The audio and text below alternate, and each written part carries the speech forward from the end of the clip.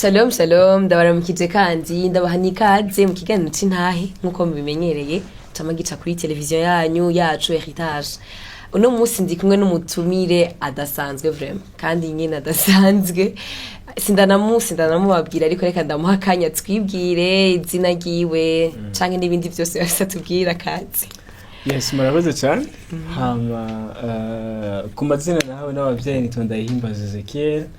Hama mugabo nyene bivanye n'akazi nkora k'umuziki ndafise akazina bita akazina ko kuri stage ari yo Prince Mushindi, donc ni Ndayihimbaza Prince Mushindi, Prince Ezekiel okuvyumva. Okay. Ego.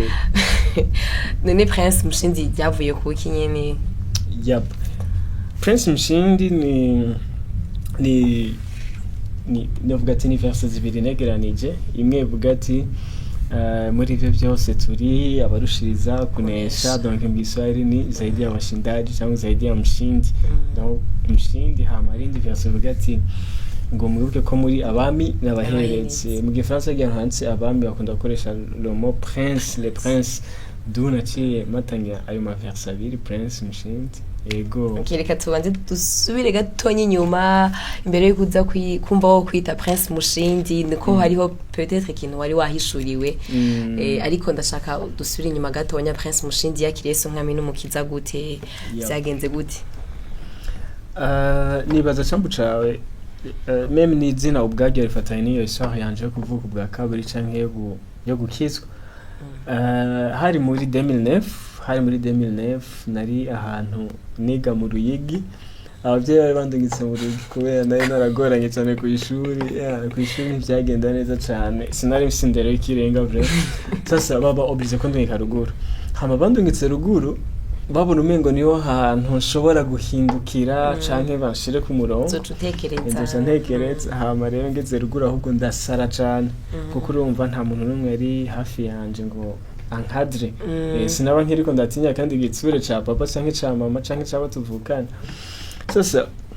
umunsi umwe ndi ruguru, donc muri iyo salle canke muri iyo chambre nabamwo kuko nabahantu twabana n'abandi bantu benshi. Umunsi umwe twari dufise programme yo kuja kumura umugi gusambuka n'abajama banje. Hama uwo munsi bihurirana atamahera dufise, atamuntu n'umwe afise amahera kuriho. Hama hajya umubire ndi muri chambre rero ndikunda teka umutwe kugira ngo basi naho novana na bibiri canke ikibasi byo gutera idose. Niho rero ico gihe muri uwo mwanya nicaye aho hantu ndiko ndiyumvira aho nshaka kuvana amahera. Muri jewe narumvise Yesu aza kumbaza ibibazo. Narumvise aza kumbaza ibibazo anganiriza. Hama ico kiganiro niyo parcours ubuzima bwanje bw'agakiza. Donc narumva ariko arambaza ati hey, ndashaka kuza mu buzima bwawe, ndashaka kuba je veux faire partie de ta vie. Nico numva Imana iriko irambwira. Hama nanje I was like okay. Tukiri ngaho gatonya Prince. Vuze narumvise Yesu umuntu acayibazana na wamwumvise gute? Jean wumvise ijwi rikubwira waramubonye haje umuco kugira baratubwira ngo haje umuco mucumba kandi wari unakijijwe deja ibintu by'Imana ntivyari kirenga, wamwumvise gute? Alors sinamwumvise vraiment par voix audible, hama kandi sinovuga ngo yari témoignage intérieur yo mu mutima kuko sinabwo navuga ubwa kabiri. Umugabo gusa vraiment nibaza ko iyo Imana ishatse kuganiriza iraguha conviction yo kumenya ko ari yo canke iyo wize kuyitahura kuyumviriza. Mugabo sinabwige kuyumviriza gusa hariho, donc narumva ndiko ndagira discussion n'umuntu kugira nshobora kugira discussion ushobora discussion nawe nyine mu byumviro kumva ati uriko la voyage quand même. Narumva ndiko ndagira discussion n'umuntu hama nkumva en même temps ndiko ndatahura n'ibyo ariko aravuga. Hama même temps nanje nkaje ndamushikiriza réponse yanje. Donc we yari like arashaka kwinjira mu buzima bwanje. Hama jewe nanje numva umengo igyojwe, numva umengo ico kintu ndakizi, donc uwo muntu narumva umengo ndamuzi. Narumva umengo sigyambere magike atabucuti canke engagement twa dufitaniye comme nakuze mu muryango urimo abantu bakijijwe, papa wanje no pasiteri, abo tuvukana bararimba muri korale bagiziki. Donc uwo muntu igihe ariko aravuga wamengo ubwo nyine nasi ndamumatanya na wa muntu papa ahora avuga ko ari Imana cyangwa nasa n'uvuga ati uyu ni wa mu Yesu basenga niko navyumva donc somehow nka ya illustration ya Sauli ubwo nyine agihura na Yesu yumva mengo ubwo nyine atahura ko ni Yesu wawundi ahora hama atanwaye mubwiye sasa donc ndumva Yesu ariko arambaza atarashobora kufeza part mu buzima bwanje donc if nimba no mwemerera cyane hama jewe nanje kubera bijya narinzi mvuga ati byo mu idini cyangwa nakuriyemo muri famille nuvume ngo uyu muntu ndamuzi ndazi cyashaka uyu ashaka mpebe ibyaha uyu ashaka kumpindura hama nari maze kubona vraiment nari maze kubona abaporoti cyangwa abantu babakizwa vraiment je nakundi ngene bameze nakundi ngene bambara nakundi ngene basa nakunda style zabo kwa rero nuvume ngo mu Yesu agomba ntware muri bya bindi nanka muri bya bindi nanka hama je ndambwira ati yo si ndashobora kwemera kwinjira mu buzima bwanje mugabo a condition yuko unyemerera iki kintu a condition kuzogyosha ubuzima bwanje hama kandi cya kabiri a condition yuko utaza kuntegeka umbwira ibintu mpeba kuko naho condition zari zibiri kuko fait nivyo bintu vraiment natinya no mu gukizwa kuva kera nuvume ngo ninakizwa nzoba ninjiye muri bwa buzima bubishe tu bw'abantu tu barindire kuzoryoherwa mu ijuru umugabo kwisi bw'umubabaro basigera banezerwa wala niko navyumva hama kandi ya même temps nkuvumengo ni ubuzima bw'igisodo mengo burimo amategeko mengo ntugire iki kandi nawe utabyushobora nkuvuga ati jewe nta nivyo noshobora mama kuko ubu Yesu aje akambuzira umugi nkuvuga ati none kubimburiza iki nanjye naragerageza kubiheba ubwanje apana no kubwawe no kubwanje narashatse kubiheba biranga rero nkuvumengo niyo ma condition abiri je mvuga ati nahaye Yesu hama je numva ari like okay cyenzo gasho ubuzima bwawe prince hama kandi sinzokubuza ikintu na kimwe hama je ndamukurikira umva mwagiraniye amasezerano yego twagiraniye amasezerano kandi ufite ni kumba ndavyumva mba nuvume ngo ni engagement y'abantu babiri rero ifoko abantu babiri cyabuca birango babiri ntibojana bataraganye cyangwa batavuganye nuvume ngo ushaka tujana tuvuganye iki ntujaniranye sindagukurikire ntakuzi canke sindakwemerera ibintu hama nitwagera imbere uzompinduke nuvume ngo ati tujana hama ni relation nagakiza ni relation nuvume ngo uzokwiga kumenya hama nanje nzokwiga kumenya naho yo ibinzi mu bunini bwose cyangwa mu buto bwanje bwose twiringaho nyine kiravuze ngo uzokwiga kumenya hama nanje nzokwiga kumenya umenga ni ibintu kenshi twumva mu migenderanire y'abana b'abantu muga iyo hageze ku mana umengo nitwebwe tugenda kwibwira ibintu sinzi kubibona nyine image menga nitwe tugenda kwibwira ibintu hama ikatwumviriza hama ikacibikora ndashaka ngo dutware nyine ibwina gatonya kuri ico kintu cyo kwiga kumenya Imana nayo mukamenyana nyine mukamenyana byagenze gute cette fois ci murabaye abagenzi byacire bibandanya gute alors zinibaza ko deja mu kujana n'Imana nama nibaza kugeza n'ubu canke ivyo nemera yuko kenshi ibintu bihambaye cyane sivyo tubwira Imana kenshi ibintu bihambaye nivyo yo itubwira kuko niyo yaturemye niyo dutahura niyo ituzi sasa nk'umwaka rero je ntarakizwa kiyo mugazo nari mfise nta narigaya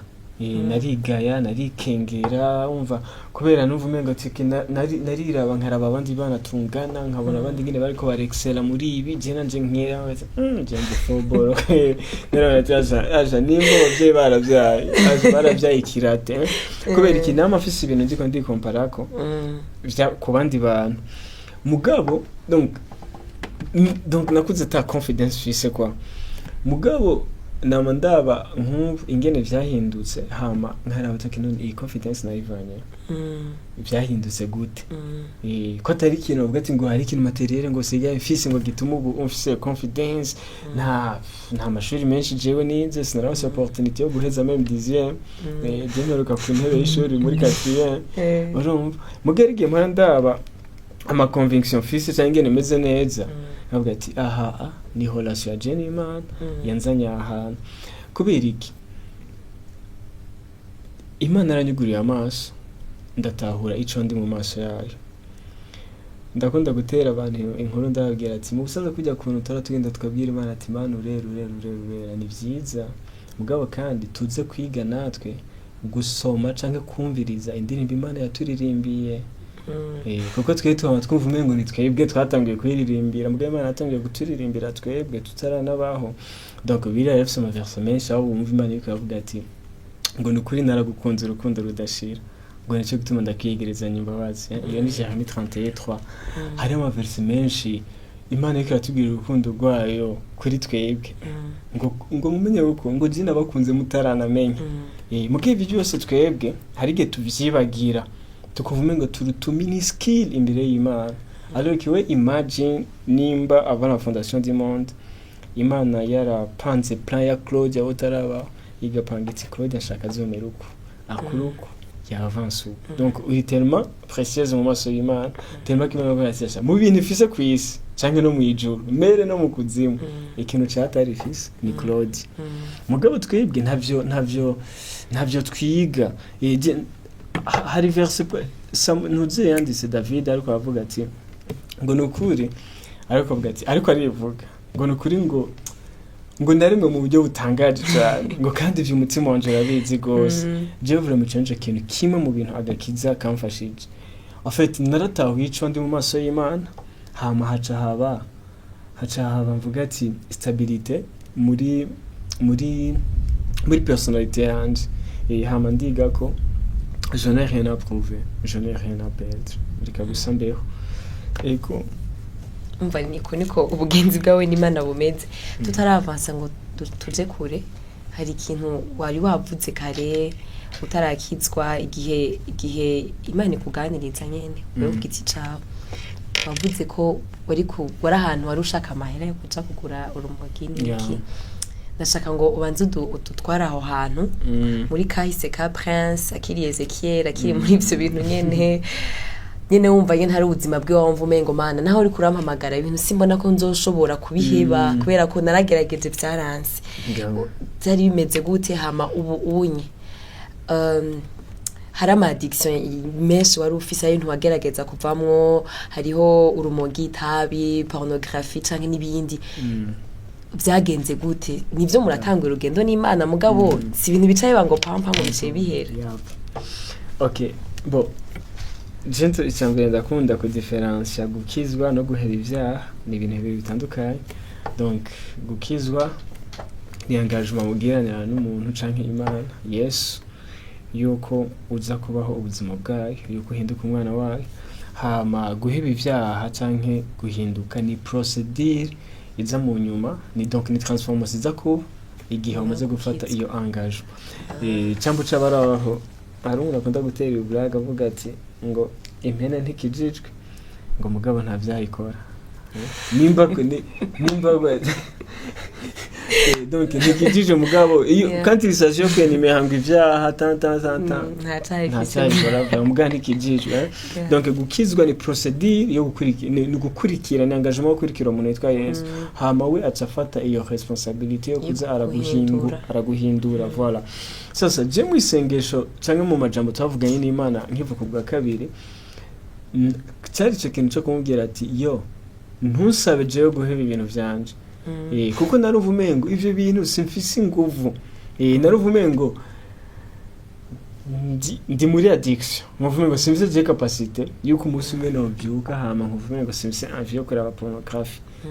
Naruvumengo ndafise iyo envie muri je wari nyinshi. Naruvumengo ndi contrôlé par urumogi kuburyo namangwana haske ndaruheba mugabo byaranse. Yo muvumengo wewe Yesu ushaka kuza kwinjira mu buzima bwanje menya umutipe muri ko muradiringa nawe yuko umutipe ibintu atazobiheba. Zano muvumenga kayewe ni kaye impossible. Ego numva vraiment ari kaye impossible vraiment.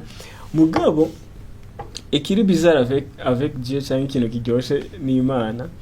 nuko urumva jewe naguma nshira focus cyane mu nguvu zanje nuvumengo nizinza kwihindura nizinza guheba ibi nizinza kugira iki mugabo ahubwo ibiri like muso n'igihe yambwira ati ko izokwe donc igena yisaba ati ntuzo ntegeka ivyo mpeba ikanyemerera muso nje ariko ira technique Donc c'est comme si ibiri like Prince wowe ntunze James capacity nyinshi cyane kuguhindura mu mwanya muto kandi ntarinze kuguforce ntarinze kugutegeka mugabo je veux pouvoir urukundo je veux pouvoir ayandi madésir atandukanye nayo horugira ku rumogi atandukanye yaho horugira ku nzoga ku busambanyi canke ibiki hama uze kwisangura ahantu aho karema urondera zanzo kuzibure urondera iki ubibure atana envie yavyo sasa maze kuvuka ubwa kabiri ntivyaciye bihera pam pam kuko urumva addiction iza mu mantu zema iza gushika ku ma stade atandukanye umva haragera igihe karema umubiri udasubira kuja muri mood ya bien tararonka urumogi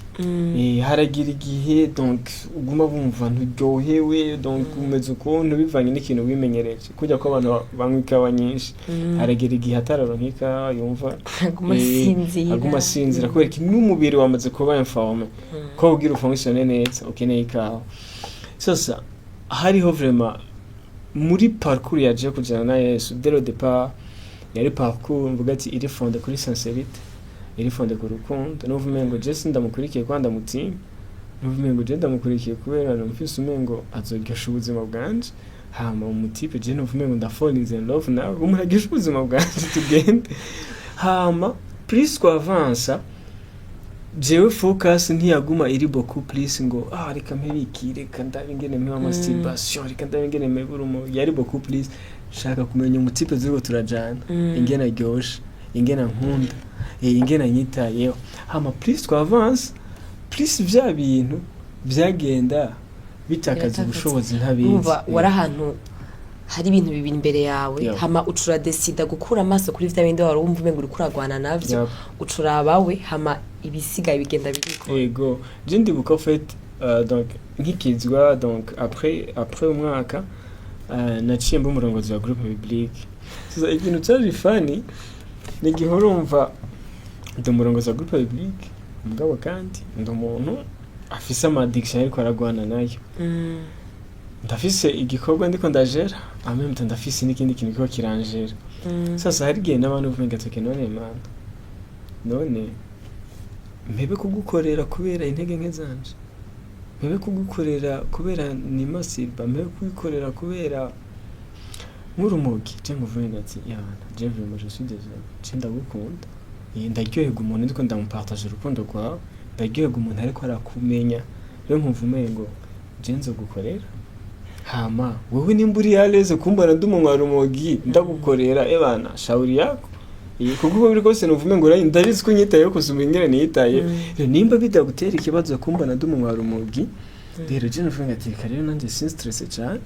reka ndagukore hama izi ntege nk'ifise uzodilinga nazo hama buke please uramashira focus yo kuvenga ati yana je nshaka mbeho ubuzima bwa jeni imana please yo kumbe iriko iragenda yica amadesir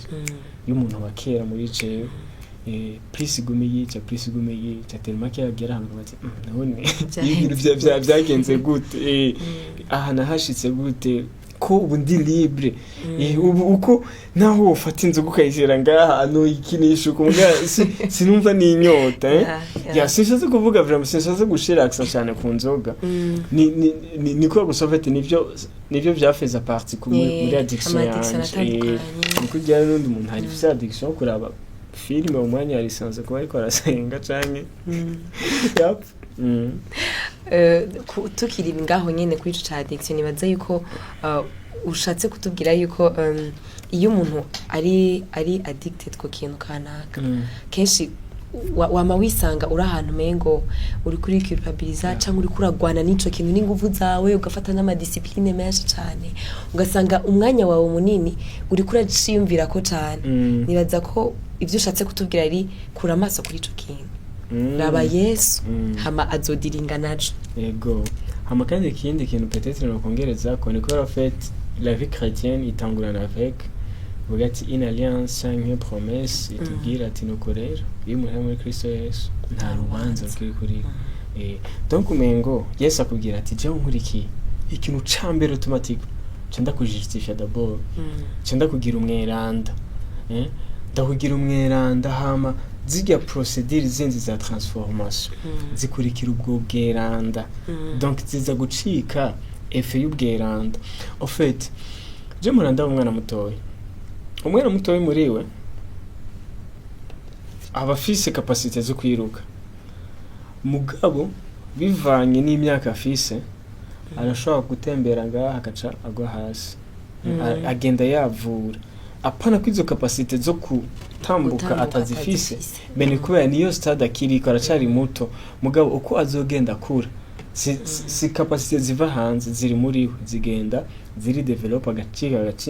agatinda kaba umugabo sasa niko bimeze even no mugakiza cyangwa mu kujana n'Imana biri kurajana n'Imana turafise izo stade zaho ubaho ubwa mbere uri ahantu ubwo mu trying ibintu bikanga mugabo uri muri procedure yo gukura sasa haratsinda akagera igihugu akura hamukacurondera bya bintu byarabigukubita hasi byatumugwa ko usanga kahima byamaze kudisparesa donc Imana yafise iyo understanding cyangwa gutahura gusumba twebwe iyo dufise niyo yaturemye iraza amadesire yacu iraza ubwenge bwacu iraza ibitugora iraza ibitunanira cambuca bibiriya ngo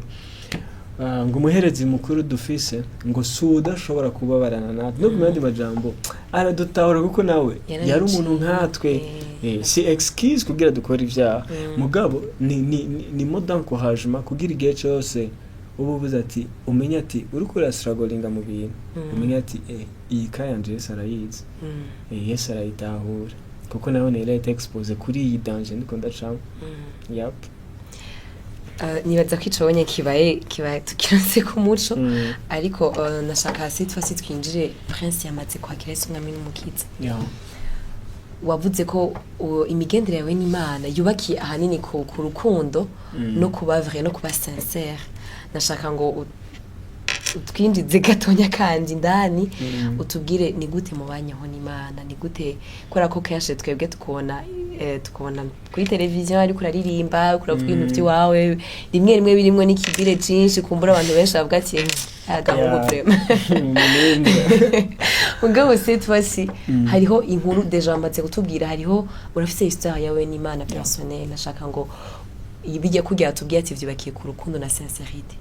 tutwaye rero indane bimeze gute imigendera yawe n'Imana mubanyeho gute n'Imana nibaza ko kugira icyo mbere nkurikire Yesu ni ico kintu ca mbere nari nkeneye kuri nari nkeneye ko tubwizanye ukuri naravume ngo sinshaka kugukurikira ntazi ico unyemereye nawe utazi ico ndakwemereye naravume ngo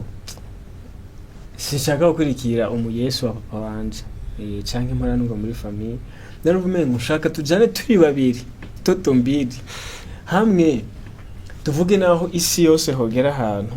ikaba contre ikavuga ati ico kintu bakurikiye bari ihenze je ndababwira ati I don't know about you sinzi mwebwe ibyo mwakurikiye mugabo je mu type nakurikiye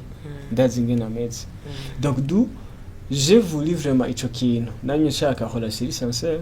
namye nshaka kugira uwo muntu uvuga ati aki shobora gukonta ko amushobora ati bana sinzi yo kuragira umugenzi wabo wundi uba mvume ngo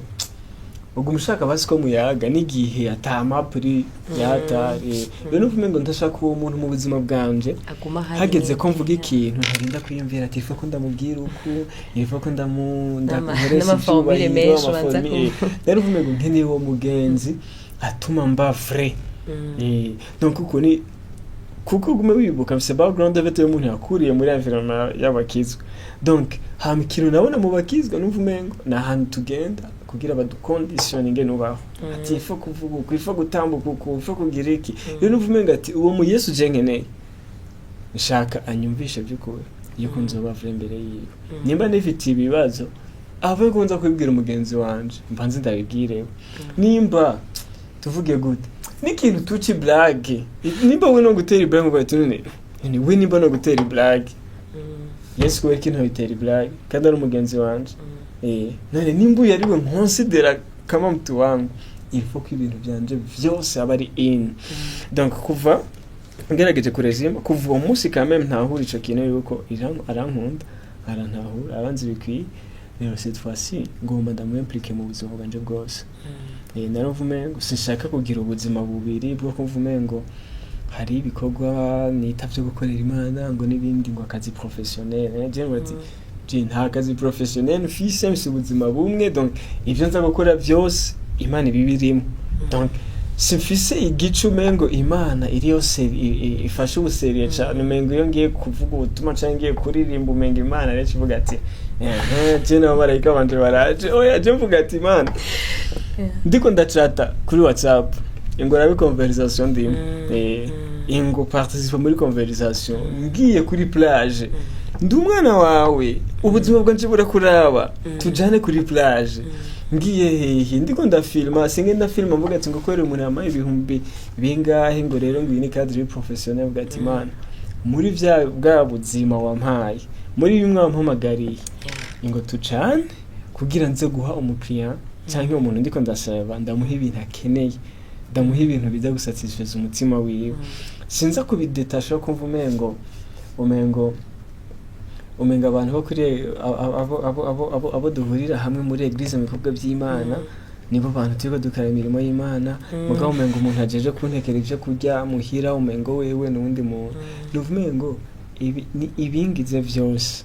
Imana itegereza kubibamo donc nta buzima bubiri mfise nta buzima bungahe mfise ubuzima bumwe rero ubwo buzima bumwe bwose nubwo bwesha Imana icubaye muvumenga ati ebana ingoro ngaha ba involved mu buzima bwanje sinshaka gufata decision kintu na kimwe utarimo yapnuko umva muri ibyo byose kuravuga ngo nuvumengo ni continuity y'ikijya kintu cyatanguye wa munsi bigenda biraguka bukebuke nico waruvuze nuvumenga kisha kituzana handi hano kumva ati usenga gute urumva cette fois-ci watubwiye byo kuri Imana n'umugenzi wawe ari involved mu buzima bwawe bwose nanje nibaza ati none arasenga basiho kumengo biri biroroshe cyane menga vyandi twe tugira byo guhumiriza ukagira iki menga biragushikira alors hariho programme mbafise donc kujya kuntu umuntu adahagarika kwiga donc niyaho uri kuravuga mba ndiko ndiga canke naho uri kuriga donc umuntu ntagarika communication quoi sasa hariho amamoma ari précis mpora shira kuri schedule yanje mvuga ati uyu n'umwana kamera ndabise ibintu ushaka kuganira n'Imana hama kandi ndi disponible igihe yoshaka kumbwira sinzoba ndi concentré no muri ya do première ndiko ndamonta ndiko ndagira iki ndi ngaha hari izo mu mazihari mugabo kandi yamwe mtakujya navuze kuva mu gatondo mvyutse gushika mu ijoro mba nuvumengo turi kumwe rero muvumengo kujya Dawidi avuga ati ngo ateramiye intambuko zanje navuga ati intambuko yanje yose Imana iri involved kujya birivuga Yesu akatubwira ati ngo nagashatse kaguye hasi data wa yakabonye rero kuvuga ati uyu mubiri nimba gashatsi kanje agashira ko buseriye buruko je ngo bati mubire rero reka rero ndamushira mu bintu byanje byose sindamushire mu bintu bimwe kumbe nagashatsi kanje vyavira agafata wasiriye kaguye hasi agakurikirana kandi je ntagakurikirana mu bumengo rero cette fois-ci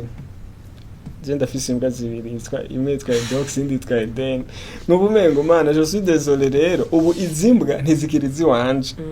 nizi wanje nawe kuko je ndi wawe hama jewe n'ivyanje byose turi wawe rero mu bumengo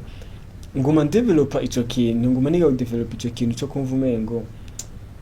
ndafise ziga mu maziri zipanze mugabo kandi n'umwanya wose nguma ngerageza kumviriza ukuvuga iki hama canke nandi ndakuvuga iki donc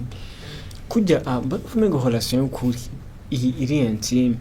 ntimurinda gupanga gusa programme ngo tuzohure mardi umuntu murapanga programme murahura mudafise nico muza kuvugana kubera iki muri abagenzi muri abashumi buza ati ubu nituburi ibyo tuyaga dufuma dutera inkuru muhuye birizana zagiye ari gihe mpamvu n'umenga Imana imeze fatumengo ni nk'abagenzi babiri sasa zurabe hari gihe ufise umugenzi telmake uramukunda rero umengo murumvikana ku buryo nk'ubu hagushikiye ikintu umengo si ubona uratasha muhure nawe umubwira inkuru ishushe urashobora gusanga iyo nkuru ntakiza kumufasha ntaco iza gukongereza mu bumenyi canke mu biki mugabo bo bavumengo iki kintu sino kigumana ifoko ndagisangiza abandi rero ko Yesu yavuze ati ngo umunezero wanje ndawo basangije donc hari ico kintu caho kujya birivuga ati ngo ntaco ntokora nibi akabanga basavye banje sinzi ko yibukije parkwira igihe umunsi umwe Imana iriko irabwira Abraham imubwira ati iriko iramubaza ati iriko irambwira ko igomba irandure hariya muri Sodoma mukuri kw'ibintu Imana kayose arayimetriza yabize abagororotsi bahari n'abadahari mugabo yarumva tuje ukubiri kose ifo tuko ndabimubwira Abraham kuko n'umuntu wanje ndacaza kumfasha peut-être mugabo ifo ko ndabimubwira Imana tuyikabimubwira Abraham nawe nguyo ati hamwe tworonka 10 Imana ati sawa niyo baronka ni fresh umva bakagumagira discuss mugabo au fond map yose Imana irayizi mugabo ibikeneye nayo en fait Imana iri charge irafise ibintu byinshi cyane muri yo rero giba yumvumengo iryo bana banje sindindere bazoshike mu juru genda babwira ibintu biri muri jewe ntibizopfa bihetse reka basimbe ndayibamanirira nje gituma hari n'ibintu Imana ishaka kubwira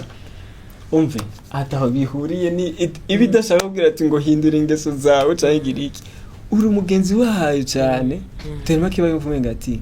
reka tu Claude ndakimubwira donc ni nko kwikonfya iri konfya ku bantu bayo yep dusa n'abarangiza watubwiye ibintu byinshi kandi biva byumaga muganda ariko ndiyumvira hari umuntu ashaka kwakubona cyangwa kuzi mugabo ukundi tumenyereye abakirisi muri societe yacu biratandukanye no kubona mushindi vraiment ni dread ku mutwe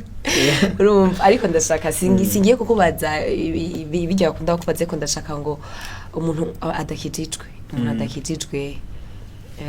niki kintu mubwira nuhe niki kintu mubwira kugira umwereke yuko ahantu ndi hararyoshe sivyo tubwiye ibintu byinshi ngene manyeho n'Imana ariko nibaza ko kenshi gituma abantu badakizwa atari ko ko badashaka gukizwa ariko ni ko batazi yuko ibintu turi mwerega biraryoshe gusoma ivyo bintu urimo kenshi jewe yandi ndavuga gakiza namba numva umengo ni kibanza umuntu wese ya lisansi guhungiramo apara kugira ntazoje mu muriro ni kibanza umuntu ya lisansi guhungiramo kugira abeho ubuzima bwiza hari gihe ofete hari abantu benshi mvuga ati agakiza bagifashe nk'ikintu donc umengo ni formule ba complete kugira ntibazoje mu muriro hama gace babaho ubuzima bwo ngaha kwisi babihiwe mugabo jewe ingene ndabitahura mba numva umengo agakiza ni platform canke ni yindi classe y'ubuzima ni yindi level y'ubuzima urako kujya kuntu umuntu ava muri première akaja muri deuxième mbona ugati ni yindi classe y'ubuzima umuntu wese akeneye kugira abeho ubuzima buri epano kuko cette fois-ci ntubandanye ujera ubuzima uri wenyene ubuzima ubandanye uri kubujera n'Imana rero nkumva umengo yo ubuzima buragoye buraremereye uvuga ati don't tell me ko ushobora kugera ubuzima wewe wenyene ntubumetriza rero nkumva umengo it's safe no guhanura yuko ubuzima bwawe uza kubujera uri kumwe n'uwaburemye donc Imana yamyeho ava fondation du monde iriho izokwama rero nkumva umengo jewe ndumushitsi ngaha kwisi canke wowe umushitsi ngaha kwisi hari ibintu byinshi utametriza hari ama challenges azokwamaza mugabo Imana challenges zose razimetriza hari iziri emotionnel iziri mental iziri mu mubiri Imana razimetriza ku buryo zose ashobora kuzikemura franchement kugeza kuri uyu munota naho bo program naho Imana yo kivuze film ikavuga ati kuva no munsi nta kuzimu guhari abashaka kurikira Yesu bamukurikira abatamushaka bareke mugabo nta kuzimu guhari jewe ku kuntu nzi agakiza karyoshe nukuri sinshobora kuva mu gakiza agakiza ntikaryoshe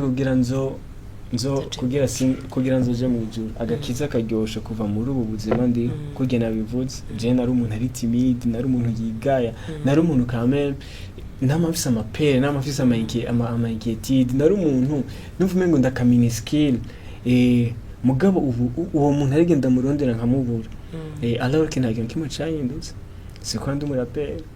sikwa mfisa amahera menshi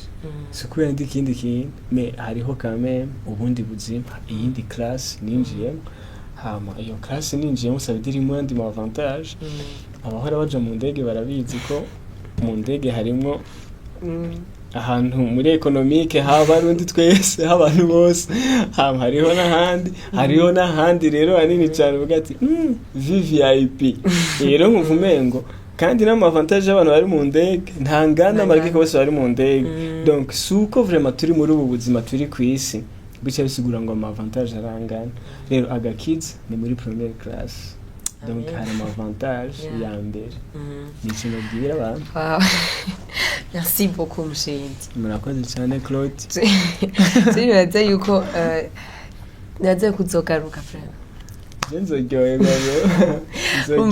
Urumva vyari vyinshi numva hari ibindi vyinshi twari kukubaza utubwire kandi kubera ko numva hari vyinshi bari kutubwira mugabo umwanya tubanye muto cyane. Umva ngaho twemereye kuzogaruka. Bo ndabibemereye kandi nzogaruka kandi it will be a great privilege. Nzoba ndabiryoherewe ntimuzoba mungoye. Urakoze cyane. Reka nongere kandi nshimire n'abakunzi ba televiziyo Heritage, abakunzi b'ikiganiro c'intahe, mwakoze cyane kubana natwe. Ndizira ko aho wari uri wizi bidasanzwe ariko ahanini numva no kwibutsa ikintu yuko agakiza sahantu umuntu yinjira kugira yugaranwe ibyahora bimunezera ntasure kunezerwa b'ubuzima wabisha ariko agakiza n'ikibanza ni first class nkuko Mushindi yabitubwiye n'ahantu biraryoshe cyane ariko kandi byubakira ku rukundo na sincerity. Reka ndabashimire nongera ndabaha ikaze mu kiganiro gikurikira ku munsi w'Imana nk'aya masaha nyene. Imana ibahezagire cyane murakoze.